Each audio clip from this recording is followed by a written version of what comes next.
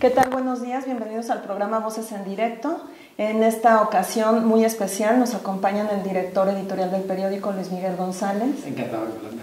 Y la señora Alicia Bárcena, secretaria ejecutiva de la CEPAL. Señora, muchas gracias, encantada de estar con ustedes. Muchísimas gracias. La CEPAL cumple 70 años, entonces no quisiera yo desperdiciar o hacerlos esperar. Platíquenos cómo estamos celebrando este aniversario. Claro que sí. Bueno, empezamos la celebración en enero con la visita de los secretarios ejecutivos anteriores, que les pedimos que hicieran un repaso de cuáles eran sus principales, yo diría, lecciones o vamos a decir, cuáles creían que eran las contribuciones más importantes de la CEPAL en los últimos 70 años, cómo les había ido a cada uno en su periodo y cómo veían el futuro.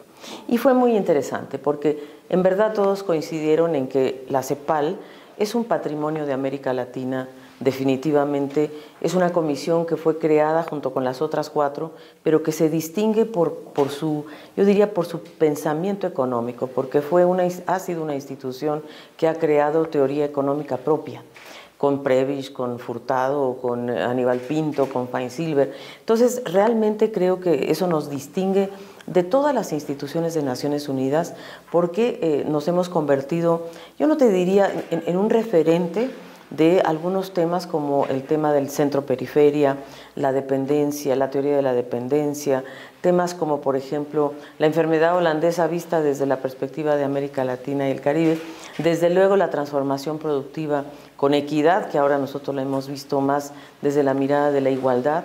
Entonces, todos estos, y por supuesto, la visión estructuralista del desarrollo, o sea, irnos realmente a las causas profundas de por qué nuestros países no logran tener un crecimiento mucho más sostenido, mucho más sostenible y más igualitario. Entonces, en estos 70 años lo que estamos haciendo es justamente recogiendo las ideas centrales de aquellos pensadores, poniéndolas al día. Por ejemplo, Prebisch hizo un libro que se llama Capitalismo Periférico, que es tan vigente hoy, pero si lo lees piensas que estás hablando del momento actual.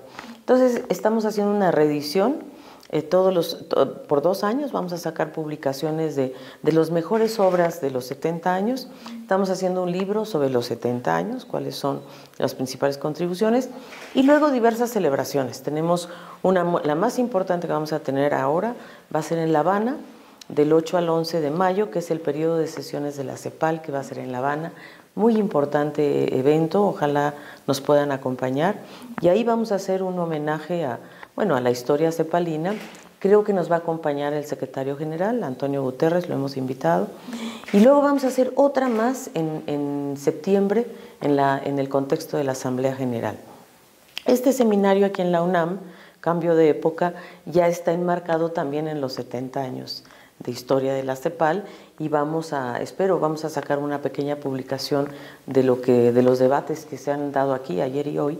Así es de que la Oficina de México también tiene algunas contribuciones muy importantes para el aniversario este año, porque México fue un país que jugó un gran papel para fortalecer México ha tenido, el primer secretario ejecutivo fue mexicano, Martínez Cabañas, que fue quien trajo a Prebisch, por cierto, a la CEPAL. Entonces, México siempre ha jugado un papel muy importante en la CEPAL. Alicia, cuando decimos cambio de época, aquí y ahora, ¿a qué nos estamos refiriendo? Yo creo que a los grandes cambios epocales. Yo creo que hay por lo menos 2 muy claros, que es el cambio climático, que es un verdadero cambio epocal, que nos rebasa, como yo diría, que es de verdad epocal en el sentido de que si no hacemos algo ahora y pronto, realmente va a tener unos efectos irreversibles muy preocupantes. Ese es un cambio epocal. El segundo es la revolución tecnológica. Yo creo que sin duda esta revolución tecnológica de 4ª generación, la 4ª revolución tecnológica, donde yo diría la economía digital ha creado toda una gama de opciones en realidad, pero también es esta combinación, esta articulación de la genómica, de la economía digital, de la parte neurológica para generar la inteligencia artificial, todo lo que son los algoritmos, la robótica. O sea, estamos viviendo una época de enorme velocidad, de alcance y de profundidad en el ámbito tecnológico. Hablamos presentas una visión de futuro con muchos temas nuevos, pero también en este seminario oímos los temas de siempre: desigualdad, cultura de privilegios. ¿Cómo se entrelazan estas dos discusiones? Es muy importante tu pregunta, porque quizás la parte más relevante que vemos en la época actual es que la desigualdad está aumentando en todo el mundo. Antes nosotros veíamos que la desigualdad aumentaba en los países en vías de desarrollo. En esta región, por ejemplo, somos la región más desigual del mundo, quizás un poco después de la subsahariana, pero somos la más desigual, no la más pobre. Pero lo que estamos viendo hoy es que la desigualdad está aumentando en el mundo entero. Entonces, 1% de la población se está apropiando del 50% de la riqueza del resto de la población. Entonces, ese es un tema. Ahora, nosotros abordamos, como bien dices tú, para nosotros aquí en América Latina y el Caribe, el tema antiguo de la desigualdad, porque es un tema que nos viene acompañando, yo diría desde antes de la colonia, pero desde la colonia podemos claramente detectar que se nos instaló una cultura del privilegio. Y la cultura del privilegio lo que ha hecho es naturalizar a la desigualdad. Es decir, naturaliza la diferencia como si fuera algo normal. Y eso es lo que nos parece a nosotros que es un enfoque nuevo, que tenemos que ir a los nudos y a los nodos críticos de la cultura del privilegio para poder justamente desarticular en gran medida las causas de la desigualdad, porque vemos los efectos de la desigualdad en el ingreso, en la distribución de la riqueza, en los accesos diferenciados a la salud, a la educación, la segregación territorial. Pero si no nos vamos al fondo de ¿por qué nos está pasando esto como sociedad? Entonces llegamos a la cultura del privilegio y vemos que la verdad es que nuestros estados han sido capturados por esta cultura del privilegio, en donde se han manifestado intereses que dominan, élites que dominan y que se traducen en efectos muy concretos, ¿no? Y esto es lo que nosotros acá estamos tratando de analizar. En la siguiente mirada, fíjate, con esto concluyo esta reflexión, en la mirada de que la desigualdad causa graves ineficiencias a la economía. Es decir, sí es verdad, además de que la desigualdad tiene componentes morales, éticos, políticos, porque estamos atentando contra derechos, o sea, para nosotros la igualdad es titularidad de derechos, pero la CEPAL ahora está dándole una mirada de cuáles son las ineficiencias económicas que produce la desigualdad, qué perdemos en la sociedad y en la economía. ¿Será que esta cultura de privilegio, señora Bárcena, es lo que ha mantenido a las economías de América Latina con bajos crecimientos, por años, ¿no? Igualmente que en México? Bueno, yo creo que la realidad es que nuestra región sigue siendo muy dependiente del contexto externo. Entonces, ahora, por ejemplo, que todas las economías desarrolladas, hay 120 economías en el mundo hoy que están creciendo. Y eso es muy interesante porque es un crecimiento que se está dando, yo diría, simultáneo, ¿no? O sea, hay una situación de sincronía en el crecimiento mundial y eso a nuestra región le impacta positivamente. Nuestra región se comporta muy cíclicamente. Lo que tú tienes razón es que por muchas décadas ya América Latina no ha tenido la capacidad de crecer más allá del 2,4%. O sea, no podemos rebasar ese crecimiento y en gran medida yo estimamos nosotros en CEPAL que sí, la desigualdad tiene mucho que ver en ello, porque ¿cuáles son los problemas centrales de América Latina? La productividad. ¿Y en qué se desagrega la productividad? Bueno, pues en que tenemos trabajo de muy baja calidad, de bajo valor agregado, que se vincula a la educación, a los accesos desiguales a la educación, a que no tenemos una sociedad que absorba el progreso técnico, que eso Previs nos lo dijo en todos los idiomas, que habría que crear un patrón educativo para absorber el progreso técnico a todos los niveles. Entonces sí, las desigualdades históricas nos han derivado a un crecimiento magro. ¿Por qué no tenemos capacidad de aumentar nuestra productividad? de incorporar nuevos sectores a nuestra economía, sectores dinámicos y no solamente sectores estáticos. Entonces, creo que sí, y también tenemos el problema hoy por hoy en la región y en México en particular de una violencia demasiado extendida que también proviene de enormes desigualdades, ¿no? Desigualdades territoriales que en el panel que acabamos de terminar de escuchar te das cuenta que las desigualdades van desde desigualdades económicas, sociales, culturales, territoriales. Entonces, y el problema es que hemos normalizado estas desigualdades, las vemos como normales, como si fueran naturales. Hemos perdido esa capacidad de indignación, de mirar a nuestra sociedad con ojos de decir, no puede ser que tengamos esta discriminación, que hayamos legitimado ciertos privilegios que no corresponden. Pero ¿quién ha perdido esta visión, señora? ¿La población, las autoridades, los poderes? Pues yo creo que es el conjunto. Yo pienso que definitivamente el Estado ha estado capturado por muchas décadas ya, por intereses pequeños, por intereses privados, por intereses de la élite, que son las que ellos consideran que pueden dar mayor motor al crecimiento. Es lógico, es entendible, pero tú no puedes lograr un motor al crecimiento si no generalizas, si no incluyes. Entonces, por ejemplo, en nuestra región hemos sido incapaces realmente de incorporar adecuadamente a la pequeña y mediana empresa, de crear cadenas de valor que sean suficientemente dinámicas para incorporar, yo diría, a este gran conjunto de empresas. Entonces, la heterogeneidad estructural es otra forma de desigualdad y de privilegios, porque le hemos dado más incentivos a las grandes empresas, evasión fiscal, elusión fiscal, otra forma de privilegios, y a las pequeñas y medianas empresas no les damos acceso al crédito, no les damos inclusión financiera en muchos sentidos. Entonces, pues ahí está la manifestación. En Davos, uno de tantos informes que se presentó de la Unión de Bancos Suizos decía optimismo en el frente económico por la recuperación, cautela y alerta en el frente político por los riesgos de retroceso. Los tiempos o las direcciones de lo económico y lo político no necesariamente van juntas. ¿Cuál es la reflexión que hace? No solo para México, sino para América Latina.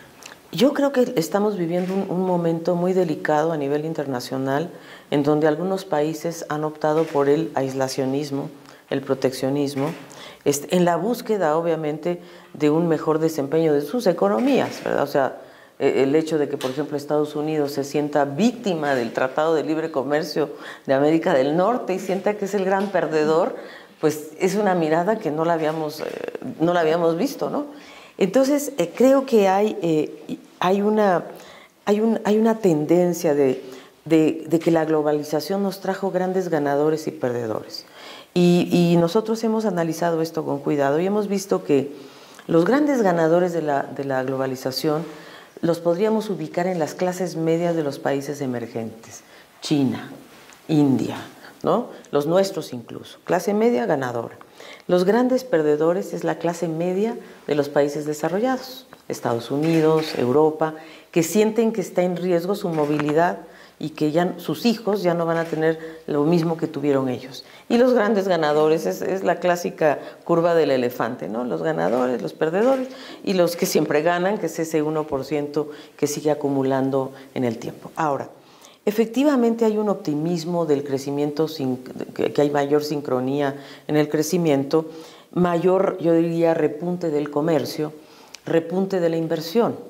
Pero donde se complica esto es precisamente que el cambio de señales políticas, por ejemplo, de Estados Unidos, esta nueva reforma tributaria de reducir los tributos corporativos de 35 a 21, pues está dando señales a la industria global de posible relocalización, por ejemplo, de industrias hacia Estados Unidos. Se habla de Estados Unidos como paraíso fiscal. Bueno, exactamente, ¿no? Está trayendo los capitales de vuelta, ¿verdad? Y se está comportando con una dinámica de paraíso fiscal, tratando de atraer, porque claro, las grandes empresas transnacionales, el 45% de sus ganancias las tienen localizadas en paraísos fiscales.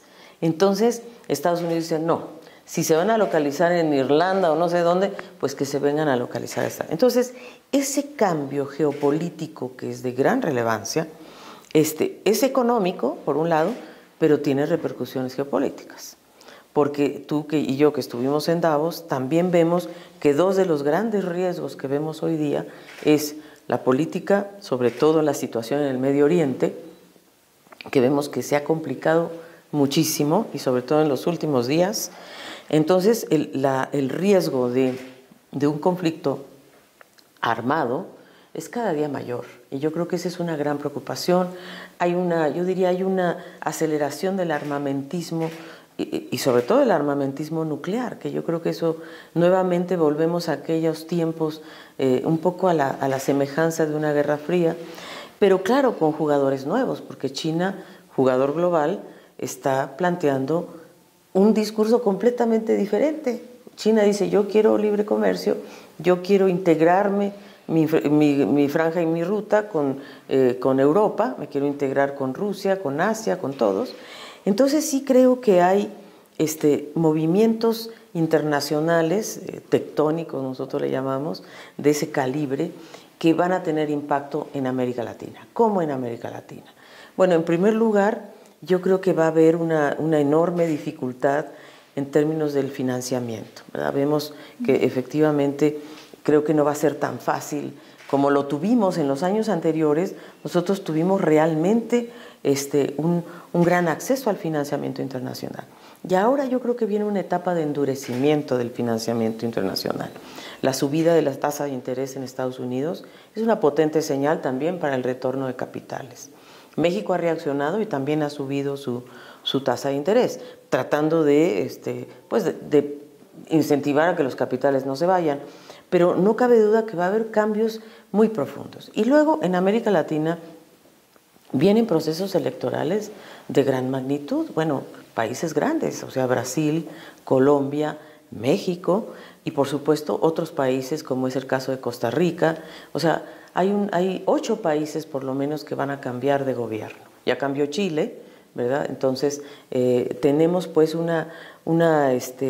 yo diría todo el 2018 va a ser un año de profundos cambios y no sabemos cambios hacia qué dirección. Hay enorme incertidumbre, yo diría, en los procesos electorales de América Latina en este momento. Señora, yo recuerdo que en cambios de administración anteriores, los organismos internacionales nos dicen que es una oportunidad para tratar de impulsar reformas estructurales y mejorar las condiciones económicas. Cuando los ambientes son de tanta incertidumbre como la que usted está mencionando, existe todavía esa oportunidad, hay esperanza de que sigan con las reformas. Y quisiera hilar esta pregunta con lo que le preguntaba el director Luis Miguel.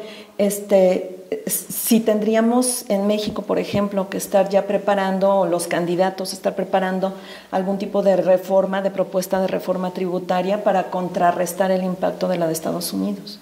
Bueno, definitivamente yo creo que, en primer lugar, México,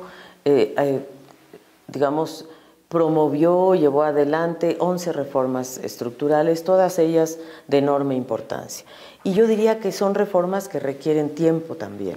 Entonces, creo que, es recomendable que en algunos casos algunas de estas reformas puedan tener cierta continuidad. O sea, hay reformas muy positivas, como la de telecomunicaciones y radiodifusiones. Esa fue muy buena porque permitió la entrada de más actores, benefició a los consumidores, abrió la opción de televisión abierta, o sea, ventajas, ¿no? La energética, bueno, es una reforma que hasta ahora, empieza a verse un poquito algunos resultados a partir de algunas licitaciones de proyectos, de inversiones en hidrocarburos, en electricidad, pero son reformas que requieren de cierto tiempo. Ahora, pueden ser reformas mejorables, o sea, reformas de reformas, eso sí. O sea, puede ser que los candidatos quieran revisar estas reformas, por ejemplo, en la energética, quieran revisarla y mirar si se está yendo a la dirección correcta, si se puede hacer más énfasis, por ejemplo, en una transición energética hacia las energías más renovables, como lo están haciendo muchos países de Sudamérica, cómo irnos alejando cada vez más, yo diría, de los combustibles fósiles, cómo darle más fuerza al gas natural, que siempre es un combustible más sostenible, en fin. Claro que es un año difícil porque es el año donde subió el precio de los hidrocarburos, ¿no? 20%, pero digamos, esa reforma lo más probable es que vaya a requerir una mirada profunda. Tienes otras reformas como la financiera, que también estuvo muy orientada a la inclusión financiera. Creo que esa hay que también repuntarla, o sea, fortalecerla, sobre todo para apoyar a la pequeña y mediana empresa y a los emprendedores. La fiscal, que yo creo que es la más controversial, México todavía no llega a una tasa tributaria que sea sostenible. Sigue siendo uno de los países que tiene una tasa tributaria muy baja. Hay que decir que la reforma de 2013 fue muy positiva, a pesar de que tuvo tantos ires y venidos. Nosotros la vemos como muy positiva, porque realmente México logró incrementar sus réditos tributarios en forma muy importante. Yo aquí tengo alguna cifra. Fíjate, en 2013 la tasa tributaria era alrededor de 9,7, se incrementó al año pasado a 13,9. O sea, subió 4,2 puntos los ingresos tributarios, que es muy importante el ingreso tributario, porque el ingreso tributario es el que te permite financiar gastos permanentes, ingresos permanentes, gastos permanentes, que es lo que te da estabilidad. Si tú reduces, además la tasa tributaria corporativa en México es muy parecida a la que tiene Estados Unidos, no sé de cuánto será ahora, pero digamos debe estar más o menos en 20 puntos, 25 puntos, una cosa así. O sea, es posible. Lo que a mí me preocupa de la reforma tributaria de Estados Unidos, y tú y yo lo vimos en Davos, es lo que se llama el race to the bottom, que es donde todos van a querer bajar sus tasas corporativas. Entonces, en lugar de que haya, digamos, una visión de que las tasas tributarias de las corporaciones son importantes, porque es una forma de redistribución de riqueza, de ingresos. Entonces, cuando se bajan las tasas corporativas, es verdad que a Estados Unidos esto le va a significar un impulso en su crecimiento de corto plazo, 2018, 2019, ponte tú 2020. Pero después va a venir un problema porque el déficit fiscal de Estados Unidos sigue creciendo. Entonces, ¿cómo se va a compensar esto? Y en el caso de América Latina, hay países que ya están pensando también en revisar sus tasas tributarias corporativas, como Argentina. Lo vimos en el caso de Macron, en Francia. Entonces, hay una cierta preocupación en donde las corporaciones, ¿verdad? Yo entiendo lo que está haciendo Trump, entiendo por qué él quiere atraer nuevamente inversiones hacia su país, porque hubo un proceso de offshoring muy fuerte en el pasado. Pero eso, no sé, nosotros estamos analizando qué impacto puede tener eso en América Latina y en México en particular, y creo que hay que hacerlo por sectores, hay que ir viendo cómo esto va a impactar a sector por sector, quiénes fueron las industrias ganadoras del TLC, como fue el caso de la automotriz, o los textiles, etcétera. Estas industrias que fueron ganadoras, ¿cómo les va a impactar esto? Y si efectivamente va a haber un alejamiento de las inversiones futuras por estas bajas de tasas corporativas, o aún México sigue siendo competitivo por sus salarios. Que la gran diferencia entre Estados Unidos y México son los salarios. Y Canadá, ¿no? Denos una razón para estar optimistas en 2018 y una cosa en la que tenemos que poner atención. Bueno, yo creo que para estar optimistas, porque creo que en general en América Latina prevalece la democracia, con todas sus falencias y fragilidades. Somos una región de paz dentro de todo, que estamos intentando resolver nuestros problemas por nuestras propias vías. Yo creo que eso es un símbolo de, o sea, no necesitamos intervención externa para resolver nuestros problemas.